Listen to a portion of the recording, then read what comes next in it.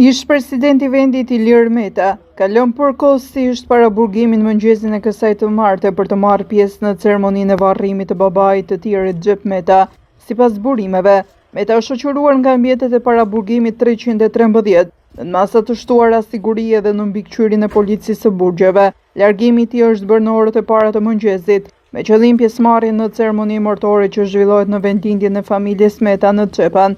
Pas ceremonisë, ai pritet të rikthehet sërish në paraburgim në mbrëmje, ndërkohë autoritetet kanë miratuar edhe një leje tjetër të kufizuar për ditën e nesërme, për t'i mundësuar Metës pjesëmarrjen në pritjen e ngushëllimeve që do zhvillohet në ambientet e Rogner Hotel Tirana, ku pritet prania e familjarëve, miqve dhe figurave publike.